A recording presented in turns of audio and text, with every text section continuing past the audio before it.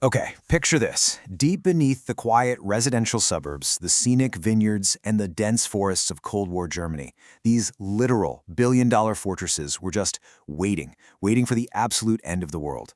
You could have been just going about your daily life, walking your dog or something, right over a colossal subterranean city built to survive a nuclear apocalypse. It's a staggering reality to think about. And today, we're going to unpack exactly what was hidden right beneath ordinary citizens' feet.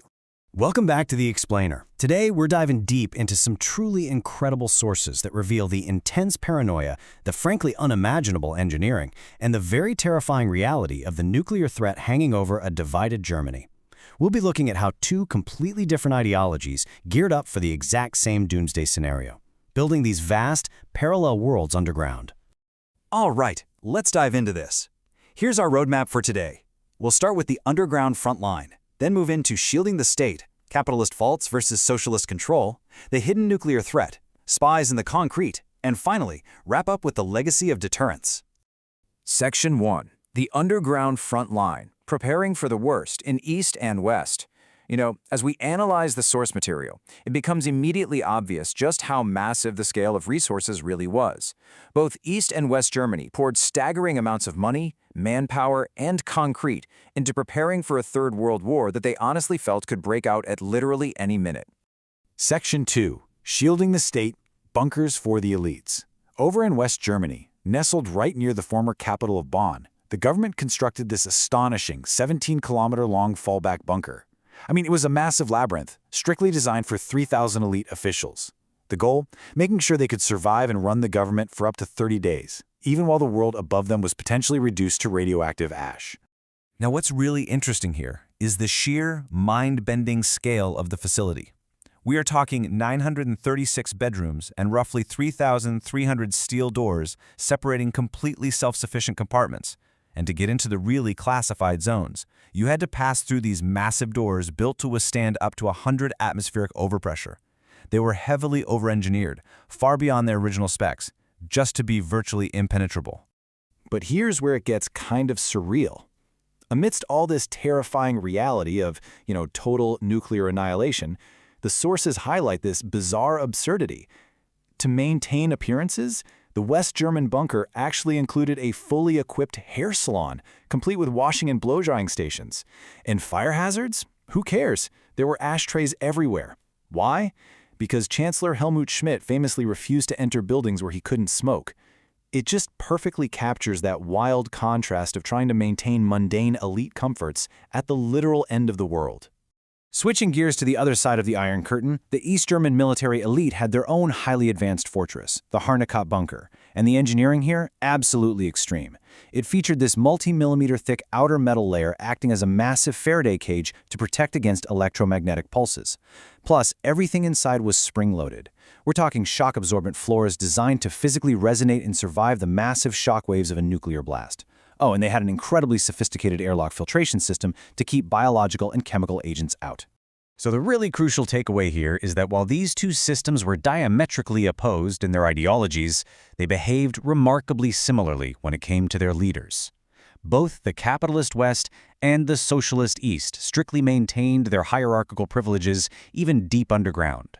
The West had their salons and clinics, while the East's defense minister had a private wood-paneled office, a TV, a couch, and was kept entirely separate from the rustic working-class canteen used by the lower-ranking bunker staff. Elite privilege, it seems, transcends ideology.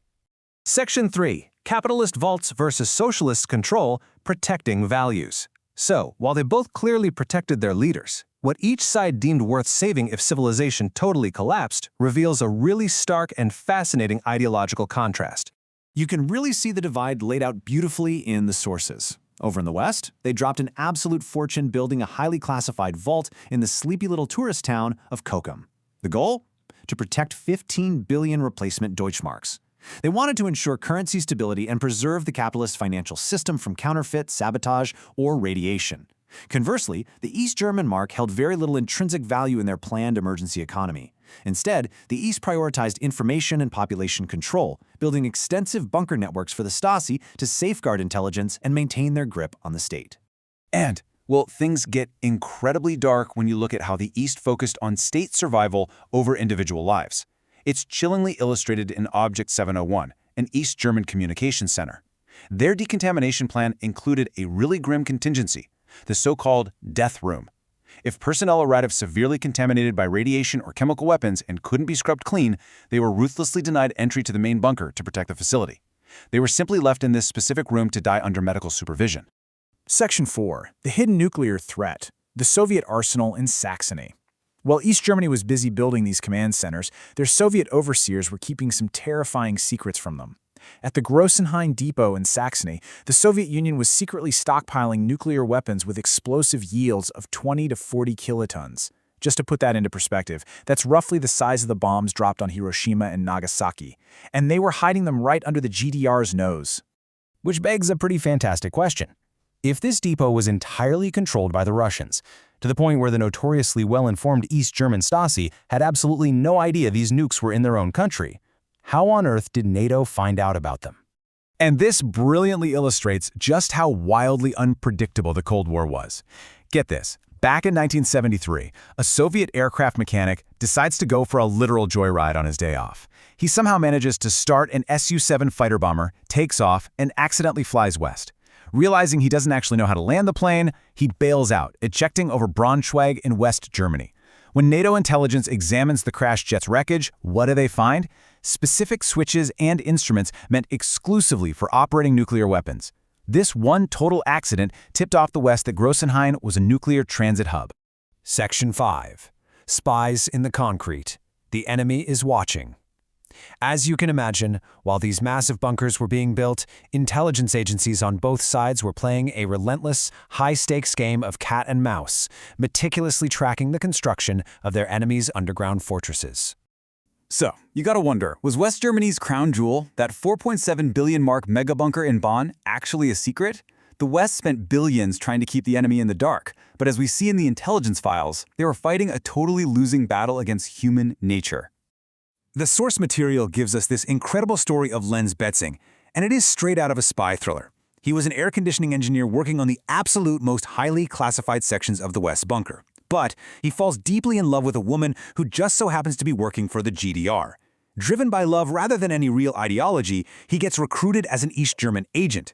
Betzing ends up leaking highly classified bunker plans directly to the Stasi while the facility was still being built.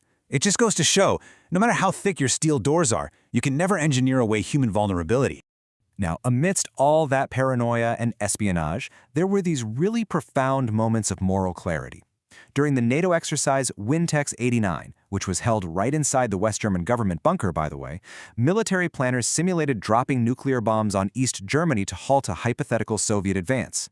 Well, West German Chancellor Helmut Kohl's representative decisively withdrew from the exercise in protest. He argued that the West German government had sworn an oath to serve all Germans.